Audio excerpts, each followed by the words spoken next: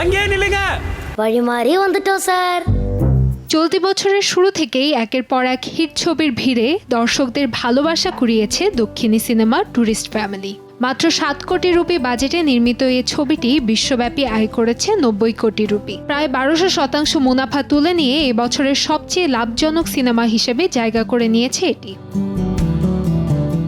গল্পে উঠে এসেছে শ্রীলঙ্কার অর্থনৈতিক সংকটে ক্ষতিগ্রস্ত এক পরিবারের করুণ অথচ হৃদয়স্পর্শী কাহিনী। শ্রীলঙ্কান তামিল পরিবার ধর্মদাস, তার স্ত্রী বাসন্তী এবং 2 সন্তান নিথু ও মুল্লি জাফনা থেকে পালিয়ে আশ্রয় নেয় ভারতে। সেখানে পরিচয় গোপন করে শুরু হয় তাদের নতুন জীবনের সংগ্রাম।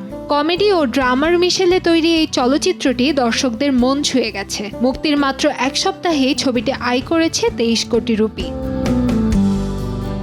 2025 সালের অন্যান্য ব্যবসা সফল দক্ষিণী সিনেমা লোকা বা কান্তারার মতো ফ্যান্টাসি ধারার বাইরে গিয়ে টুরিস্ট ফ্যামিলি উপহার দিয়েছে এক অন্যরকম বাস্তবধর্মী অভিজ্ঞতা। কম বাজেটে তৈরি হলেও এবছরের সবচেয়ে লাভজনক ভারতীয় সিনেমা হিসেবে তালিকার শীর্ষে স্থান করে নিয়েছে। কান্তাময়ী স্নেহা, সময় সংবাদ, ঢাকা।